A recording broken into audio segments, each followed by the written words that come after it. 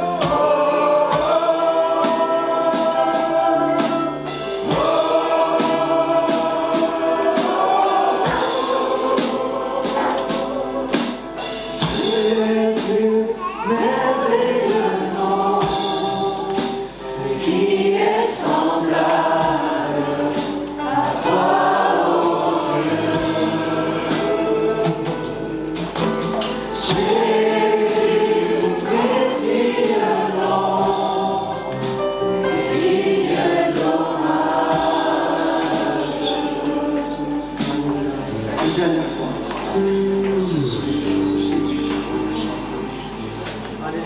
Aujourd'hui, on va parler du ministère pastoral. Aïe, aïe, aïe. Alors ça, c'est pour moi. Il y a comme un miroir devant moi. Vous êtes le miroir.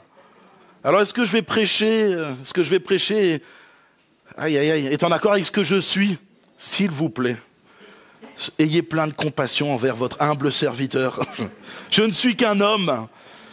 Mais gloire à Dieu, je sais que je suis dans une église remplie d'amour. Mais enlevez les cailloux quand même au cas où. On va prendre un texte dans Jean au chapitre 10 et au verset 11 à 14. Bien sûr, si je suis un pasteur, un berger, j'ai un exemple à suivre. Je ne peux pas essayer de m'improviser berger sans savoir comment on fait et qu'est-ce qui se passe, à quoi je suis appelé à faire. Alors nous allons prendre l'exemple parfait, le bon berger. Alléluia. Je suis le bon berger. Le bon berger donne sa vie pour ses brebis, mais le mercenaire qui n'est pas le berger et à qui n'appartient pas les brebis, voit venir le loup, abandonne les brebis et prend la fuite. Et le loup les ravit et les disperse. Le mercenaire s'enfuit parce qu'il est mercenaire et qu'il ne se met point en peine des brebis. Je suis le bon berger. Je reconnais mes brebis, je connais mes brebis. Et elles me connaissent comme le Père me connaît et comme je connais le Père. Et je donne ma vie pour mes brebis. J'ai encore d'autres brebis qui ne sont pas de cette bergerie. Celles-là, il faut que je les amène et elles entendront ma voix. Et il y aura un seul troupeau, un seul berger. Amen. De belles paroles de notre Seigneur. Hein. Imaginez-vous une nuit là, une nuit en Judée, une nuit bien fraîche. J'y ai jamais été, mais j'imagine qu'elle est fraîche quand même. Alors, si quelqu'un veut m'inviter en Israël, il n'y a aucun souci. J'irai vérifier si c'est bien frais. Mais voilà, imaginez-vous une nuit bien fraîche. Et le berger, il est là, il est avec son troupeau. Et puis, il est en train d'observer au loin tout ce qui se passe. Parce qu'il se dit peut-être qu'un loup, peut-être qu'un lion, quelque chose va venir, une bête sauvage, arracher une de mes brebis. Alors il se prend en peine de surveiller chacune de ses brebis, de savoir si le troupeau va bien, s'il n'y a pas de danger, afin de pouvoir les conduire dans la bergerie en toute sécurité. Le pasteur, il est appelé à servir le troupeau, à le protéger et à l'aimer, comme Jésus aime son Église et son troupeau. On va commencer par cette phrase « Je suis le bon berger ». Le mot utilisé ici par bon se dit « kalos », qui signifie également « beau », mais dans la moralité. Genre, vous savez quand vous dites « Oh, c'est une belle personne ». Vous voyez, quand vous me voyez, vous dites « Ah, qu'est-ce que c'est ? Une belle personne ». En fait, quand on parle de la belle personne, bien sûr, on parle de son cœur, de son attitude. Vous savez, il y a comme beaucoup d'amour chez cette personne, une gentillesse, quelque chose qui fait qu'on dit « Ah, c'est une belle personne ». Voilà, c'est aussi quelqu'un d'honnête, bon dans le sens honnête, agréable, honorable et surtout valable. Quand Jésus s'annonce de cette façon, il est en train de dire « Je suis le seul et véritable modèle de berger à suivre. Je suis celui qui est valable, le seul d'ailleurs modèle valable. » Il ne faut pas regarder si Laurie est un bon berger. Alors je parle, il est où Samuel? Mon jeune padawan. Voilà. Samuel, il ne doit pas regarder à ce que Laurie, est-ce que Laurie est un modèle pour moi? Est-ce que je dois le suivre? Il doit se dire, mon modèle, c'est Jésus-Christ. Comme ça, tu es sûr de ne pas faire d'erreur. Parce que moi, je commettrai hélas des erreurs. Je ne suis qu'un homme. Mais Jésus ne commet aucune erreur. Il est parfait, il est saint, il est honorable, il est honnête, il est la vérité, il est le glorieux, le ressuscité, et il est celui qui aime parfaitement. Il est le modèle parfait pour chacun d'entre nous. Alors quand je regarde à Jésus, je me dis, Seigneur, viens à mon aide. Viens à mon aide parce que pour être un berger, comme Jésus l'est, j'ai besoin de toute son aide. J'ai besoin que le Saint-Esprit, jour après jour, travaille mon cœur, façonne mon intelligence. Et j'ai besoin que vous priez aussi pour moi. Moi qui suis qu'un simple homme. Amen, mon frère. Il y en a un qui a dit Amen. Vous voulez pas prier pour votre pasteur? Jésus, dans ce texte, va quand même le répéter à 3 reprises. À 3 reprises, il va dire « Je suis le bon berger ».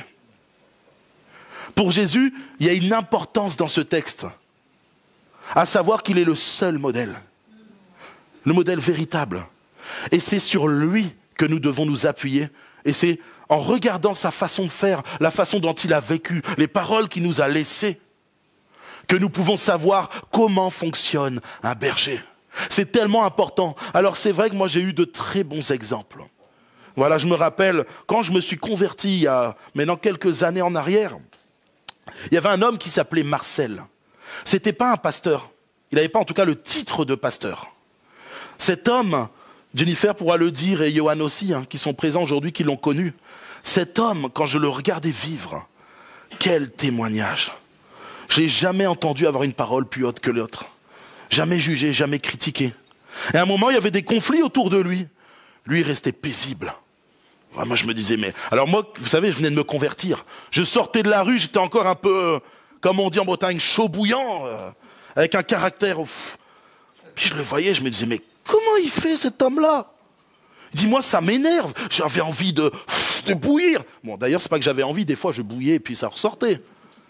Mais lui, alors que parfois des gens étaient autour de lui et essayaient de lui faire du mal, il était toujours dans la douceur et l'amour. Et un jour, alors que j'arrive dans son bureau, on m'avait donné une direction pour aller le voir et un peu le blesser, le chahuter. Alors moi je suis venu, j'ai dit, je te demande pardon Marcel, on m'a dit de te dire ça.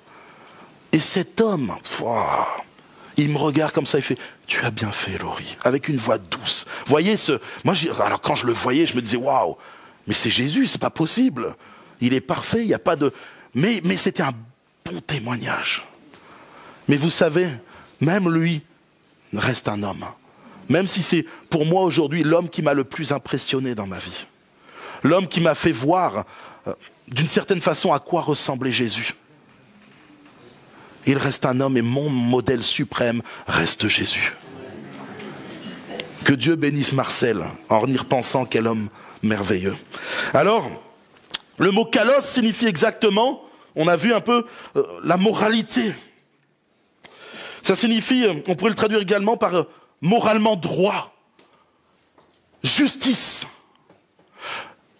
Un pasteur doit être un bon témoignage pour son église. Un pasteur doit être celui qui montre l'exemple.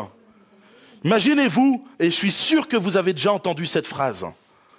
Ah, celui-là, il dit de faire des choses, mais il ne les met pas en pratique.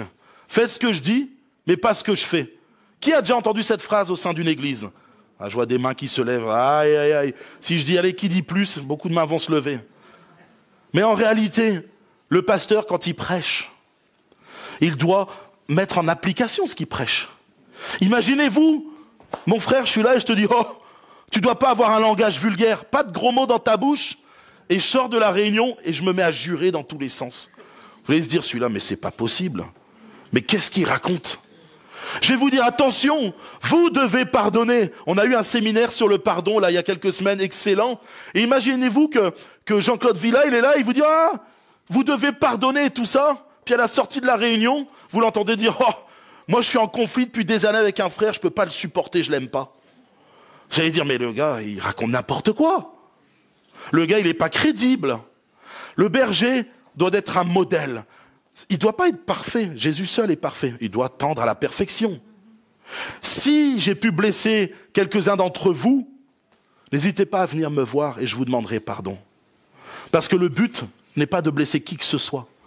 Ça m'arrive d'être parfois maladroit. Souvent, ma femme me dit, Laurie, t'es maladroit dans tes paroles. Moi, je pensais être droit, mais pas forcément de la bonne façon. Je rigole, bien sûr, mais ce que j'aimerais vous dire, c'est que le pasteur doit être un exemple. Et il y a peut-être des chrétiens aujourd'hui qui sont là pour la première fois ou l'une des premières fois et qui sont peut-être dans d'autres églises. J'aimerais vous dire que votre pasteur doit être un exemple pour chacun d'entre vous. Un exemple dans ses paroles, dans son langage, dans son comportement. Ça ne veut pas dire parfait, je viens de le dire. S'il se fâche après quelqu'un, il peut venir demander pardon. Moi, il y a un homme de Dieu qui m'a vraiment impressionné, il s'appelait Michel Pelletier. Et Michel Pelletier, il pouvait monter d'un coup. Il devenait tout rouge, je me rappelle. Un jour, il est devenu tout rouge contre moi. Bon, j'avais peut-être fait une bêtise, on ne sait jamais. Et après, il me regarde. Oh, il devient tout rouge. Et après, il me dit, mais je te le dis comme un fils. Et il se met à pleurer devant moi presque parce que le cœur de... Il avait de l'amour, ce gars-là.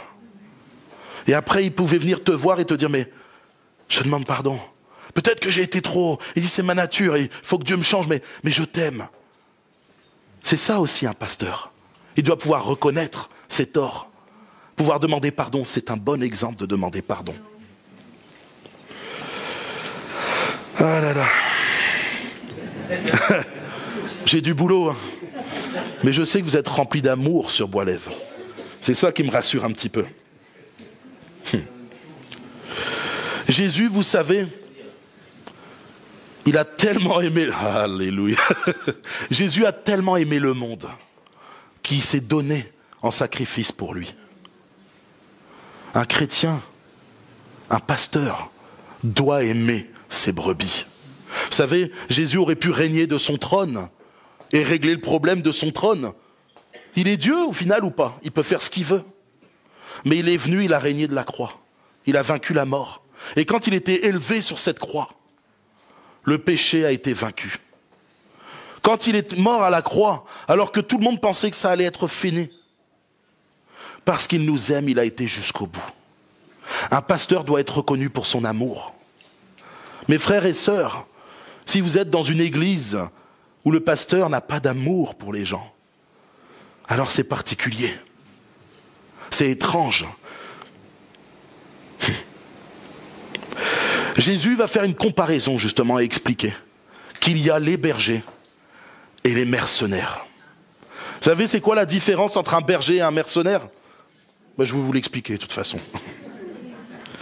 Le mot mercenaire, ici qui se dit, alors c'est pour votre culture personnelle, mistotos en grec, voilà.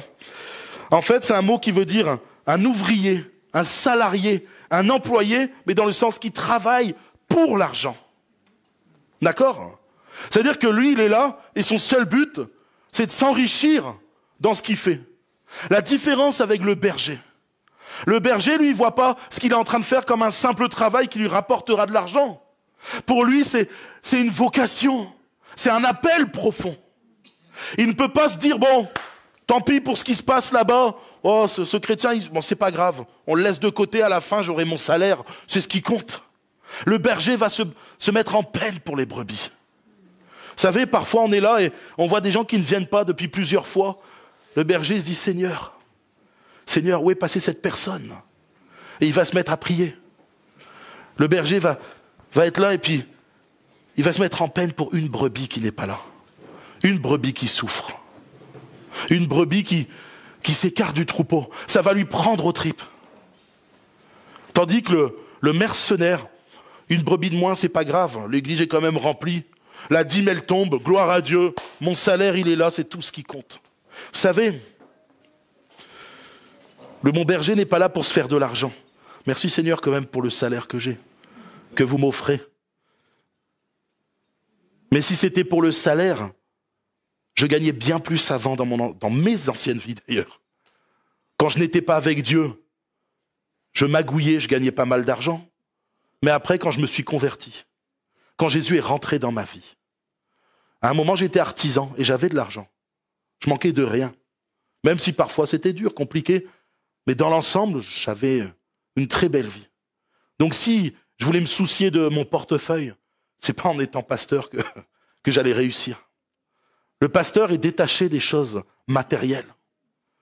Sa priorité, c'est ses brebis. Dans ce texte, il est dit que quand le loup arrive, le mercenaire, il disparaît. Pourquoi il n'a pas envie d'être blessé? Il n'a pas envie de se prendre la tête avec certaines choses. Vous savez, quand une brebis souffre, le mercenaire, il détourne le regard. Je me rappelle avoir été, je le dis tristement, mais dans une église un jour, et je visite une personne âgée, une mamie qui était handicapée. Et puis, j'étais content de la visiter, je venais d'arriver dans l'église. Et puis cette mamie me dit, « Pasteur, ça me fait plaisir de vous voir. » Je dis, « moi aussi, ça me fait plaisir. » Elle dit, « Ça fait 7 ans que j'attends la visite du pasteur. » Je me suis dit, bon. Et j'ai essayé de dire, non, mais peut-être qu'il est débordé. Mais en fait, cette mamie habitait en face de l'église. C'est particulier. Et puis, à force d'harcèlement, elle a dû harceler le pasteur pour qu'il finisse par venir la visiter. Mais c'était presque à contre-cœur. Je trouve que c'est triste. Alors, bien sûr que les emplois du temps d'un pasteur sont... un pasteur est débordé. Vous ne pouvez pas savoir tout ce que je peux faire. Tout ce qu'il y a à faire. Mais 7 ans, ça fait quand même long. Je veux bien quelques mois, tu viens d'arriver, il y a tout à faire. Mais 7 ans, une visite, un bonjour, une parole. Et c'était une personne handicapée qui souffrait. Que le Seigneur la bénisse. J'ai tellement entendu aussi des pasteurs me dire, Laurie, fais attention. Et ils avaient raison, par moments, ça m'arrive d'en faire un peu trop. Mais il y a des pasteurs qui me disaient, non, moi, mon téléphone, du lundi au vendredi, on enlève le mercredi quand même, parce que c'est le jour des enfants, et de 9h à 17h. Il dit, après, mon téléphone est coupé. Je disais, Seigneur, tout le monde travaille de 9h à 17h. C'est-à-dire que le pasteur, il est bien quand même. T'as une urgence, c'est pas grave. Tu te débrouilles. Le berger, il veut prendre soin de chacune de ses brebis. Alors il ne peut pas se démultiplier. Il est seul et vous savez, dans une église qui grandit comme aujourd'hui, on a un petit peu. Je ne peux pas visiter tout le monde, tous les mois, toutes les semaines, etc. Alors le berger, il va essayer de voir les urgences. Il va essayer de voir qui a le plus besoin. Je sais que quand j'ai su la mauvaise nouvelle pour notre frère Rui, j'ai décalé une partie de mon emploi du temps pour pouvoir me glisser et aller le visiter. Parce que ce qu'il vit, c'est grave. Et sa femme, sa pauvre femme, qui voit son mari avec un cancer, etc. Le bon berger, c'est Jésus, c'est pas moi. Mais le berger se met en peine de toutes ces choses-là. C'est quelque chose qui lui pèse. Sa priorité, ce n'est pas sa vie personnelle. Sa priorité, c'est ce que Dieu lui a confié. C'est son église, c'est ses brebis. Et aujourd'hui, j'aimerais vous dire qu'un berger doit prendre soin de son troupeau. Si toutefois, les brebis veulent être aidées, il y a parfois des brebis qui refusent l'aide. Elles essayent de se débattre seules. Le berger prie pour elles. Alléluia. Que fait exactement le berger ? Le berger, déjà, il est dit qu'il connaît ses brebis. Alors, je pense connaître quasiment tout le monde ici. Non, peut-être pas tout le monde. Je vois des têtes nouvelles. Alléluia. Est-ce qu'on peut applaudir les nouveaux aujourd'hui ? Ouais. Alors, le berger connaît ses brebis. Il les connaît par leur nom, mais pas seulement. Il connaît leurs luttes, leurs espoirs. Comme je disais tout à l'heure, c'est dur de connaître toutes les brebis par cœur, de tout connaître de leur vie. Il y a des brebis qui viennent 1 fois par semaine, 2 fois par semaine, 3 fois par semaine. Ceux-là, on arrive à les connaître. Il y en a qui viennent 1 fois par mois, tous les 2 mois. Je me rappelle un jour, un matin, il y a quelqu'un qui vient, en plus je venais d'arriver, ça faisait genre 3 semaines. Il dit, mais tu connais mon nom, frère ? Non, désolé, c'est la première fois que je vous vois. Il fait, oui, c'est vrai, c'est la première fois. C'est bon, je suis pardonné. Mais le pasteur aime ses brebis, il les connaît. Il connaît les luttes aussi. On a des luttes. Les brebis ont des luttes. Moi-même, je suis une brebis du Seigneur et j'ai des luttes. C'est pas parce que je suis pasteur qu'aujourd'hui je suis tranquille. Vous savez, sinon tout le monde signerait pour être pasteur. Le problème, c'est que le pasteur, souvent, il est chahuté. Il est secoué dans tous les sens. Mais gloire à Dieu, il a une famille qui prie pour lui et un Dieu qui prend soin de lui. Le berger, sa bergerie à lui est sa priorité. Je suis surpris de voir des pasteurs qui sont constamment dehors. Moi, au congrès, il y a quelqu'un qui m'a dit « Oh, il faut que tu sortes avec ton ministère, tu vas, tu visites, tu vas à droite, à gauche, tac, tac, tac, tac. » Et non, j'ai pas envie. Je peux sortir 1 fois de temps en temps. Et c'est Fabien qui m'avait conseillé aussi de me focaliser sur mon église, Samy aussi. Il dit « Laurie, c'est ton église, Dieu te l'a confiée, il faut que tu en prennes soin. » Mais c'est vrai, comment je vais faire pour connaître mes brebis si je suis constamment dehors ? Si toutes les semaines, parce qu'il y en a, ils sont tout le temps en déplacement.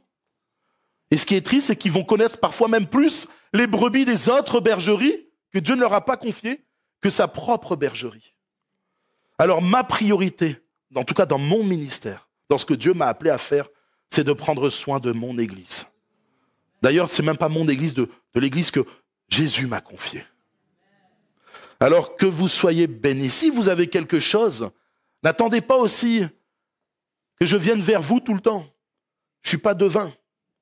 Il y a des gens qui disent, ils me regardent, je suis là, je le regarde aussi.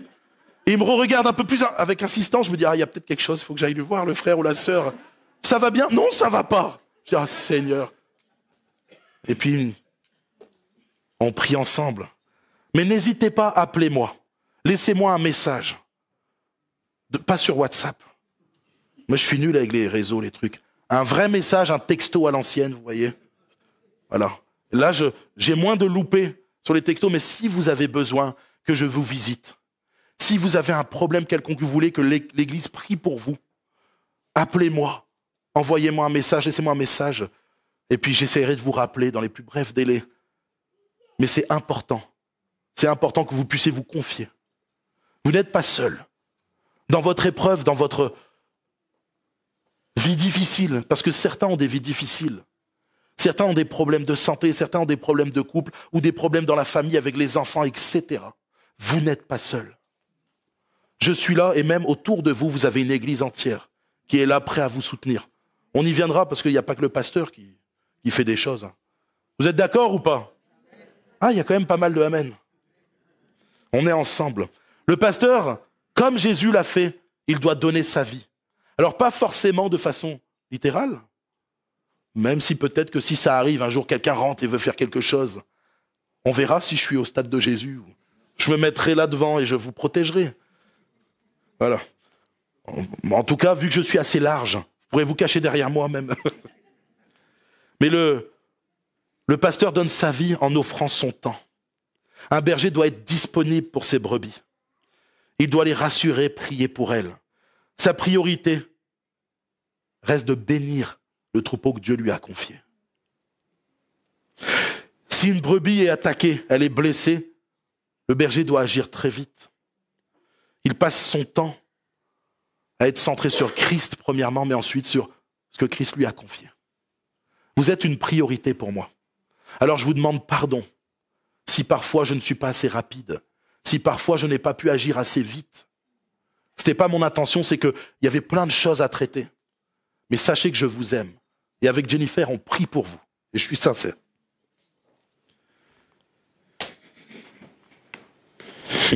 Excusez-moi.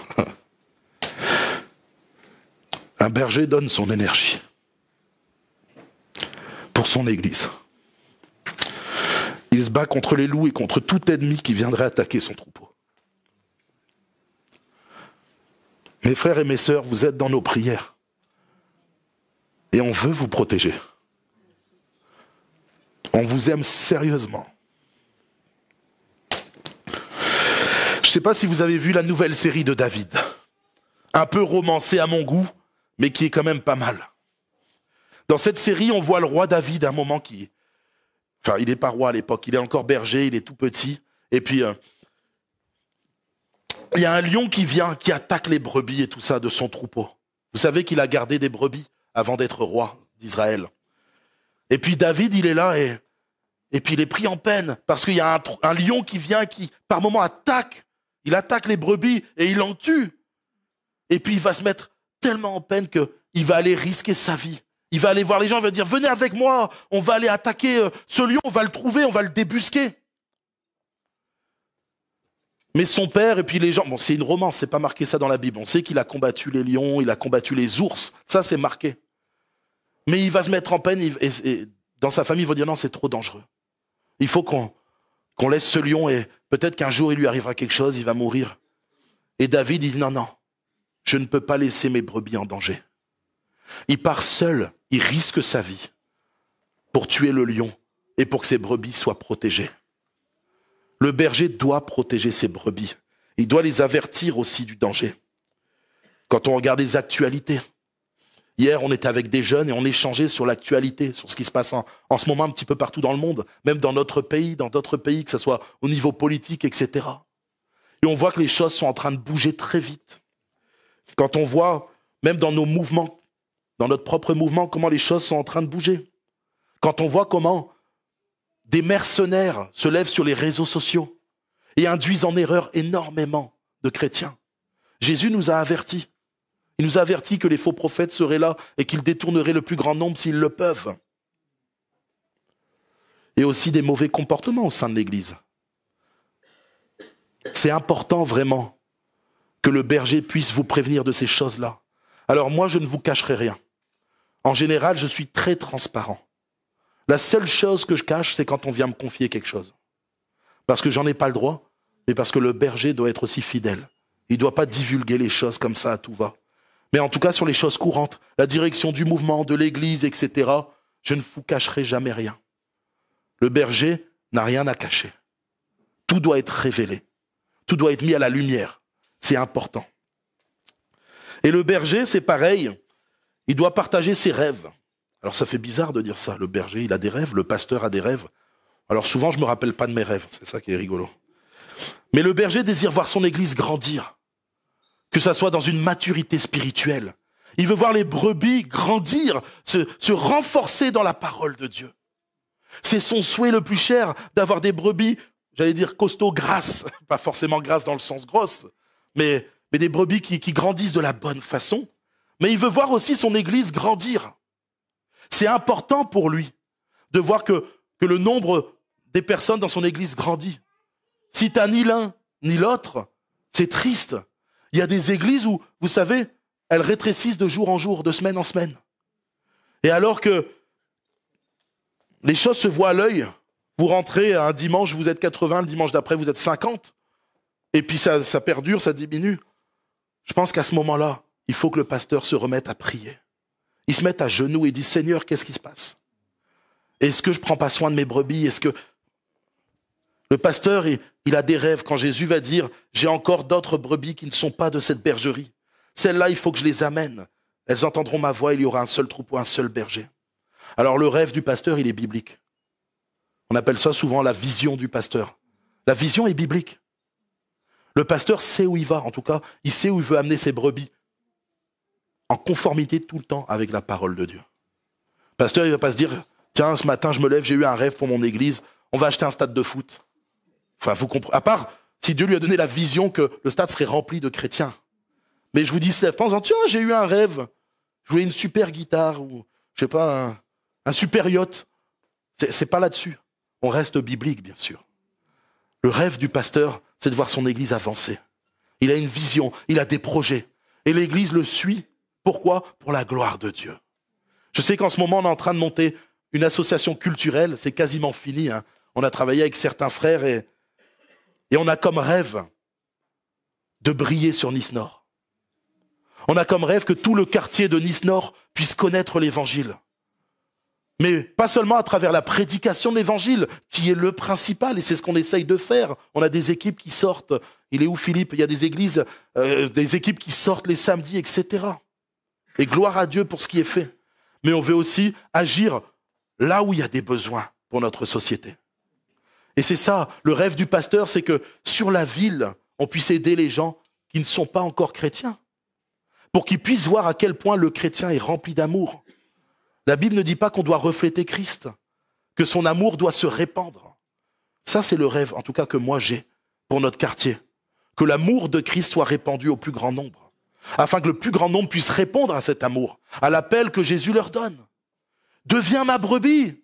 Bon, j'irai pas prêcher à quelqu'un dans la rue en disant « Deviens une brebis ». Il va me dire « Celui-là, il est un peu fou ». Mais la réalité, c'est que mon souhait, c'est que le nombre de brebis grossisse dans cette église. Qu'on grandisse, que les murs soient trop petits, afin qu'on puisse voir la gloire de Dieu. Vous êtes d'accord avec ça pour l'instant? On va prendre le psaume chapitre 23, au verset 1 à 4. Comment ne pas parler du bon berger sans parler du psaume 23? Un chant, peut-être à la fin, il y aura une petite... il est chanté souvent ce chant. Psaume 23, Versets 1 à 4. Cantique de David. L'Éternel est mon berger. Vous voyez, quand il y en a qui disent que Jésus n'est pas Dieu, rien qu'avec les deux textes que je viens de lire, pour moi, c'est une preuve indiscutable. Il est le bon berger et l'Éternel est mon berger. Pour moi, il n'y a pas besoin d'avoir fait 25 ans de théologie, c'est très clair. Toute la Bible nous parle de Jésus, de ce Jésus qui est Dieu, qui est merveilleux. Je ne manquerai de rien, il me fait reposer dans de verts pâturages, il me dirige près des eaux paisibles, il restaure mon âme, il me conduit dans les sentiers de la justice à cause de son nom. Quand je marche dans la vallée de l'ombre de la mort, je ne crains aucun mal car tu es avec moi. Ta houlette et ton bâton me rassurent. Le berger conduit ses brebis dans de verts pâturages. Des pâturages reposants apparemment, c'est ce qui est dit. Un endroit où les brebis se sentent bien, près des eaux paisibles. Le mot utilisé ici, qui est traduit par reposer, se dit rabat. Je ne suis pas sûr que vous allez le retenir, ça c'est de l'hébreu. Mais qui peut se dire également s'étendre, se coucher ou dormir. Alors vous n'allez pas faire dormir une brebis ou même quelqu'un en plein milieu de la rue. Là où il y a des dangers, là où il y a du bruit, etc. Vous allez dire, mais vous allez le mettre dans un endroit confortable, bien au chaud, dans un lieu paisible. Moi, je sais que je peux dormir quand il y a un peu de bruit, ça ne me dérange pas. Mais je connais quelqu'un d'autre chez moi qui, dès qu'il y a un bruit, ne peut pas dormir. J'ai dit personne. Le mot pâturage ici se dit na'a, qui signifie pâturage, mais également habitation, demeure. Un repère qui est plaisant, ce qui est agréable et attrayant. C'est assez rigolo, parce que le pâturage signifie plein de choses. Le mot qui est employé signifie que tu vas être nourri. Parce que les pâturages, c'est l'endroit où il y a de l'herbe qui pousse et c'est là où les brebis doivent venir manger. Mais c'est également une habitation, un endroit confortable. Ce mot qui est utilisé en hébreu nous montre que le berger, c'est ce que Dieu fait avec chacun d'entre nous, c'est ce qu'il a fait avec moi. Mais le berger doit vous amener sur un terrain paisible. Si constamment, je vous dis, en fait, on va peut-être changer de local, maintenant, ouais, tac, tac, tac. Oh, je vais peut-être partir, non, je vais partir, je reste, non, tac, tac. Vous allez être fou. Qu'est-ce qui se passe là? Vous n'avez pu être rassuré. Si dans mes messages, je fais que dire attention, c'est la fin du monde, on va tous mourir, vous ne serez pas rassuré non plus. Ça ne sera pas paisible pour votre âme. Même si parfois il y a une réalité derrière ces choses-là. Mais le berger a pour but de vous amener dans un lieu de repos.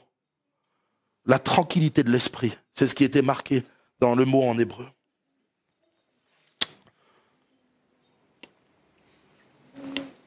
Le berger doit aussi amener l'unité au sein de son Église. Alors, aujourd'hui, en tout cas à l'heure actuelle, dites-moi si je me trompe, mais je trouve que c'est pas mal. Il n'y a pas de conflit, enfin pas à mes oreilles, où ils sont peut-être invisibles et je ne le vois pas encore. Mais le berger doit amener l'unité, comme dans Éphésiens 4. Et efforcez-vous de conserver l'unité de l'esprit par le lien de la paix. Le pasteur est un artisan de paix pour l'Église de Christ. Son rôle, c'est d'éteindre les divisions, désamorcer les conflits et rappeler que nous sommes un seul corps. C'est-à-dire que le berger n'est pas une autruche aussi. Vous savez, j'ai connu des pasteurs qui me disaient, tu sais, Laurie, le mieux, c'est de laisser faire. Tu verras, le problème va se régler tout seul, Dieu va agir. Et quelques mois après, c'était le feu. Et Dieu aurait aimé agir, mais à travers le pasteur. Il y a une citation du pasteur John Stott. Vous connaissez John Stott? Grand pasteur en Angleterre. Le leadership spirituel n'est pas une question d'autorité, mais de responsabilité devant Dieu. Quand Dieu confie une responsabilité à quelqu'un, la personne doit l'assumer. Et un pasteur qui laisse les conflits grandir dans son église, c'est un pasteur qui a la technique de l'autruche. Il enterre le talent que Dieu lui a donné. Il dit, bon, ça se fera tout seul, ça va se résorber. Parfois, le pasteur doit agir. Et je sais. Alors, pour l'instant, moi, je suis assez heureux. Parce que je n'ai pas eu à agir des masses. Les choses ont été très paisibles. Mais le pasteur doit faire ce qu'il faut. Parfois, il doit reprendre. Parfois, il doit dire les choses avec amour, bien sûr. Mais il doit les dire. Sinon, le problème, qui parfois est minime, qui part de rien du tout, peut devenir un gros problème et une épine dans le pied de l'Église, au point où il y a des tensions jusqu'à des divisions. Je me rappelle d'un jour, pour ceux qui connaissent le pasteur Jean-Marc Taubois, enfin qui ont connu le pasteur Jean-Marc Taubois, parce qu'il est décédé, un jour il était invité dans une église, et c'était une église où il y avait eu une grosse division. Et ce pasteur qui l'avait invité lui a dit « Frère, j'aimerais que vous m'aidiez à régler le problème, etc. » Et Jean-Marc Taubois lui dit « Ah oui, avec plaisir. » Et Jean-Marc Taubois lui dit « Mais qu'est-ce qui s'est passé exactement? C'est quoi la base du problème ?» Et le frère lui dit « En fait, il y avait ça et ça, il y avait 2 clans, et puis voilà, qui se sont créés parce qu'en fait, il y a eu tel problème. Et dans tel problème, ce groupe-là avait raison, mais je voulais pas d'histoire, donc j'ai laissé les choses se faire, pensant que ça allait se régler tout seul. » Et Jean-Marc Taubois lui a dit « Mon frère, tu as commis une erreur parce que d'un petit problème, c'est devenu une montagne. » Il dit « Tu aurais dû trancher dès le départ, ne pas attendre. » Et parfois, je sais que ça peut peiner certains quand le pasteur vient et reprend. Mais il le fait avec amour et parce qu'il a une vision globale. C'est important d'avoir une vision globale sur la situation et de se pencher aussi dans la prière, pencher nos têtes dans la prière pour que Dieu nous donne la meilleure solution, la meilleure marche à suivre. Il y a un mot qui, dans ce texte qu'on vient de lire, dans ce psaume 23, est important, c'est le mot shub ou shub, je ne sais pas comment ça se prononce exactement, mais traduit ici par restaurer. Ce qui veut dire également retour, revenir, rétablir. On parle d'une âme qui est meurtrie. La restauration, ça fait partie du rôle du pasteur, du berger. Je sais ici que des personnes ont souffert. Et je sais qu'il y a des personnes qui ont besoin d'un suivi pastoral, qui ont besoin de pouvoir échanger, prier avec le pasteur ou avec le couple pastoral, avec ma femme, quand c'est des femmes. Mais afin qu'on puisse vous aider à vous sortir de cette souffrance. Il y a des choses qui ne se régleront pas seules. Alors certains, par la grâce de Dieu, arrivent avec un ami ou avec le mari ou avec la femme à se placer devant Dieu et puis ils sont, ils arrivent à régler la situation grâce à l'aide de Dieu. Merci. Mais il y en a d'autres qui n'y arrivent pas. Et le pasteur est là pour ça, pour faire du soin pastoral et amener ceux qui souffrent à Jésus-Christ. Parce que moi, j'ai pas de pouvoir. Mais par contre, on vous amènera dans la prière, dans la profondeur de Christ, dans la profondeur de son amour. Et vous serez restaurés. Il y a des personnes qui ont subi des choses graves. N'ayez pas honte. C'est pas une honte de souffrir. C'est loin d'être une honte. Au contraire, le diable essaye de vous faire culpabiliser en vous disant « Ouais, tu vois, tu souffres, t'es un mauvais chrétien, plus si t'es arrivé ça, c'est de ta faute, etc. » C'est un mensonge du diable. Peu importe ce que tu as subi, le Seigneur veut te restaurer ce matin. Et nous, on est là dans notre rôle pour vous aider à être soignés à travers la parole de Dieu, à travers la prière. Et le Saint-Esprit fera une œuvre en vous parfaite.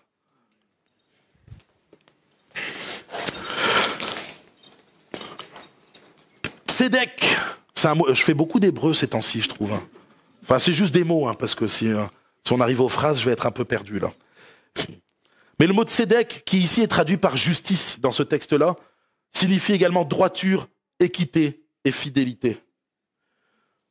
C'est sûr que c'est sur ce chemin-là que le pasteur doit amener son église. Un chemin droit, équitable. Si je privilégie des fois certains, les autres vont me dire « Attends, c'est quoi cette histoire ?» Bon, j'aurais peut-être un penchant pour ceux qui font un bon rougail saucisse, tu vois. Mais bon, c'est personnel. Mais le pasteur doit être équitable. Le pasteur doit aimer autant les uns que les autres. Il doit aider autant les uns que les autres. Il ne doit pas dire, celui-là, il fait plus de choses dans l'église et puis, donc je vais aller plus vers lui. J'ai même presque envie de dire au contraire, quand on parlait du corps, l'unité dans le corps de Christ. La Bible nous dit qu'il y a des membres qui sont plus petits, plus fragiles, et on doit les honorer encore plus. Alors je pense que même s'il devait y avoir un équilibre, ce serait vers ceux qui sont un peu rejetés, ignorés, délaissés, seuls, handicapés, qui ne peuvent pas venir à l'église, etc. Alors c'est vrai que moi, souvent, je sélectionne les urgences et en fonction aussi des personnes qui sont le plus en souffrance. Et je pense que l'église doit être amenée à vivre ça, être dans la justice de Dieu. David dira, même quand il marche dans la vallée de l'ombre de la mort, il ne craint aucun mal, car le bâton et la houlette du berger sont devant lui. Le berger doit être présent dans les moments difficiles de ses brebis. C'est important que vous puissiez savoir que je suis avec vous. Je suis avec vous. Vous n'êtes pas seul. Et j'aimerais le répéter. Parce que je sais que par moments, certains ont honte. Et ils se sentent isolés. Ils ont peur que le pasteur débarque dans la vie. Dans leur vie. Mais le pasteur n'est pas là pour juger. Il est là pour secourir, pour bénir, pour aider, pour aimer, pour relever. Le jugement, ça appartient à Dieu. Alors jusqu'à preuve du contraire, je ne suis pas Dieu. Et je pense que tant mieux pour le reste de l'humanité. Voilà. Parce que Dieu est parfait, moi je ne le suis pas. Donc du coup, j'aurais peut-être tendance à trancher des fois d'une mauvaise façon, là où Dieu, lui, est parfait et parfaitement juste. Alors ne restez pas seuls. Je vais le répéter, vous n'êtes pas seuls. N'ayez pas honte. Et même si parfois vous êtes dans un péché, même si parfois vous êtes pris dans quelque chose, c'est devenu une addiction. Peu importe l'addiction, peu importe ce que vous traversez, vous devez venir me voir. On va prier ensemble. Le Seigneur vous délivrera de toute addiction. Mais ne restez pas seul, parce que c'est ce que le diable, c'est ce que le loup veut faire. Il veut vous isoler. Il veut que vous restiez seul. J'ai déjà raconté, mais je vais le redire, parce que c'est une image parlante. Quand la meute de loups attaque, c'est pas pour sauter au hasard. Elle attaque pour faire peur et pour disperser les brebis. Pour disperser les Bretons. Les Bretons. Bon, excusez-moi. Vous voyez, le diable veut attaquer les Bretons, mais il n'y arrive pas. Bon, je me rattrape comme je peux. Les moutons, je voulais dire. Et vous savez que quand une brebis est écartée du troupeau, c'est à ce moment-là qu'elle est en danger et que la meute l'attaque. Parce que quand la meute est en groupe, elle est regroupée comme ça. Le loup, il n'est pas fou. Vous savez, dans son instinct, il sait que s'il attaque la meute, il saute dessus, il peut être piétiné et blessé. C'est ce que le diable fait quand Jésus prend l'exemple du loup. C'est ce que le diable fait. Il vous fait peur. En vous disant, oh honte, que vont dire les gens de toi? Ils vont te pointer du doigt parce que tu es un pécheur, tu es sale. Alors que Jésus, il est là, il tend sa main et il attend que tu la prennes. Et c'est ce que l'Église doit faire. Je veux qu'on soit une Église connue pour tendre la main à son frère et à sa sœur. Peu importe la situation dans laquelle on est. Tu tends la main. Tu tends encore. Et tu tends encore. Vous êtes d'accord avec ça? Si quelqu'un d'entre vous juge quelqu'un d'autre, il aura affaire au berger. Il vaut mieux qu'il ait affaire au bon berger. Mais vous comprenez ce que je veux dire, c'est que on ne doit pas juger, on doit aimer. C'est ce qui a été donné aux chrétiens et aux bergers. Nous devons aimer comme Christ a aimé. Et peu importe ce que la personne fait en face, si elle a besoin de secours, elle a besoin d'aide, et que tu sais que cette personne est dans une souffrance immense, et qu'elle n'arrive pas à s'en sortir par elle-même, plutôt que d'aller faire le... Vous savez, alors parfois, c'est triste de le dire, mais parfois dans les églises, on est champion du monde du... L'autre, il a dit ça, l'autre, il a fait ça, l'autre, il est comme ci, il vit comme ça, etc. C'est pas de Dieu, ça. C'est pas de Dieu. Jésus, il dira, ah, si ton frère a péché, mais va le voir, essaye de gagner ton frère. Tu vas pas le gagner en le jugeant. Tu vas le gagner avec plein d'amour, lui dire, frère, attention, sœur, attention. Ce que tu es en train de faire, ça va t'amener même à un péché plus grave, etc. Ça peut t'amener à la perdition. Alors reviens à Christ, on va prier ensemble. On va revenir au Seigneur ensemble. Tu lui tends la main. Vous comprenez ce que je veux dire? On n'est pas là avec un bâton pour fouetter et dire, allez, tu t'en vas d'ici. Vous savez que le bâton, la houlette du berger, vous savez comment elle est? Elle a comme une forme de crochet. Quand la brebis, elle pagaille un petit peu, là, tu l'attrapes comme ça, par la jambe, tu dis, reviens ici un petit peu. Tu vas voir, là où on est, il y a de l'amour. Là où on est, il y a le pardon. Là où on est, il y a la bénédiction. Mais si tu pars toute seule, tu vas te retrouver seul et en danger de mort. Alors le berger, avec le bâton et la houlette, c'est ça qui rassure les brebis. C'est pas pour venir... sinon elles ne peuvent pas être rassurées. Si elles savent qu'elles vont prendre un coup avec le bâton, Dès que tu prends le bâton, elles prennent la tangente. On voit, vous savez, il y en a qui ont des animaux, des chiens. Ça vous est déjà jamais arrivé? Vous êtes là et puis vous prenez un bâton et là vous voyez le chien qui détale. Il doit en prendre des coups avec le bâton, le chien. Là, le bâton et la houlette, ils sont là pour rassurer les brebis. Ils sont pas là pour les battre, les fouetter, mais pour les rassurer. Alors c'est important que vous sachiez que je ne suis pas là pour juger qui que ce soit. Le dernier point, j'aimerais quand même le dire, c'est que le rôle du berger, il fait penser un petit peu au rôle de l'homme aussi, dans son couple. Je pense qu'on est tous appelés. Là, je vois les messieurs qui commencent à détourner les regards tranquillement. Vous inquiétez pas, je vais pas remettre une couche là sur le rôle de l'homme. Mais je pense que l'homme, c'est ce qu'il doit faire avec sa femme. Il doit donner sa vie, en prendre soin. Il doit l'amener dans les verts pâturages, ça veut dire l'enseigner. Comme le berger doit enseigner son église. Pâturage, c'est pas ce qu'il va manger. Un pasteur doit faire grandir son église à travers la parole de Dieu, à travers une vie de prière. Il faut qu'il y ait la vie de l'esprit dans l'église. On amène les brebis où près d'un courant d'eau, un courant d'eau paisible. Mais je pense que nous tous, qui sommes chrétiens, qui avons accepté Jésus-Christ, donc là, hommes et femmes, peu importe, nous devons tous prendre soin les uns des autres. Parce que Jésus dit, tu aimeras ton prochain comme toi-même. Et après, il va même dire une autre chose, il dit, je vous donne un commandement nouveau. Aimez-vous les uns les autres comme je vous ai aimé. Si tu aimes ton frère, si tu aimes ta sœur, pas besoin d'avoir un titre pour aller la bénir, pour aller le bénir, pour aller la réconforter, le relever. Tu as besoin de l'amour du Seigneur pour aller lui dire, je t'aime. Je t'aime et je vais t'aider à te relever. Je t'aime et je vais t'aider à passer cette sale phase. Tu es dans une addiction, c'est pas grave, au nom de Jésus, elle va disparaître. Mais on va prier ensemble. Est-ce que vous êtes d'accord avec ça? Alors tout simplement, on va incliner nos fronts.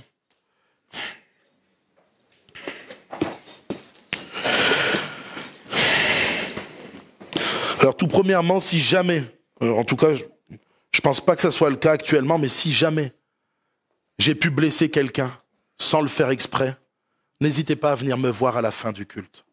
Ou envoyez-moi un message, appelez-moi. C'était pas intentionnel et je vous demande pardon d'avance. C'est important que vous le sachiez. Mais je pense que maintenant, si vous aussi, vous vous êtes blessés les uns les autres, si vous le savez, etc., allez voir votre frère, votre sœur, demandez-lui pardon. Réconciliez-vous. Si jamais vous êtes au courant d'une situation concernant un frère ou une sœur, quelqu'un de l'église qui est dans une souffrance, qui a des addictions, des combats quelconques, n'attendez pas que la personne disparaisse totalement de l'église avant d'aller lui passer un petit coup de téléphone, lui dire « Hey, je t'aime. Je t'aime de l'amour de Christ. » Si vous connaissez des situations, n'allez pas en parler aux autres. Appelez la personne directement et proposez-lui votre aide. J'aimerais ce matin juste faire un appel assez simple. Et moi, je me mets dedans en tout cas, mais peut-être que ce matin, il y a des gens qui aimeraient avoir plus d'amour envers leurs prochains, plus d'amour envers les frères et les sœurs. Vous savez qu'il y a des situations, et c'est comme si vous passiez au-dessus de ces situations. C'est comme si vous vous en inquiétez pas. Il y a des personnes qui souffrent réellement dans l'église. Certains le savent et on les évite, on les esquive. Ce matin, on peut demander plus d'amour au Seigneur. Plus d'amour pour aimer notre prochain. Plus d'amour pour aimer les frères et les sœurs. Parce que c'est à ça qu'on reconnaîtra que nous sommes enfants de Dieu, que nous sommes chrétiens. Seigneur mon Dieu, ce matin, je vais élever ma voix avec mes frères et mes sœurs, et tous ensemble, nous voulons te prier afin que ton amour vienne inonder nos vies. Seigneur mon Dieu, nous voulons être plongés dans cet amour au quotidien, jour après jour. Oh Seigneur mon Dieu, afin de pouvoir transmettre cet amour aux autres, en commençant par notre bergerie. Mais Seigneur mon Dieu aussi pour les gens qui nous entourent. Dans Nice Nord, dans ce quartier, les gens ont besoin d'amour. Alors remplis-nous de ton amour. Nous voulons grandir en toi. Nous voulons que tu grandisses en nous, Seigneur, afin que nous puissions aimer parfaitement comme toi tu aimes. Oh Seigneur mon Dieu, remplis-nous de cet amour parfait, sans faille, inconditionnel, afin que nous puissions aimer les gens, peu importe les circonstances, peu importe qui ils sont, peu importe d'où ils viennent, peu importe ce qu'ils font. Nous voulons les aimer comme toi tu nous as aimés. Oh, bon berger que tu es, Jésus, ce matin, nous te demandons de plus de toi dans nos vies. Oh, gloire à toi, Père éternel, gloire à toi pour l'éternité, dans le nom précieux du bon berger Jésus-Christ. Amen. Alléluia.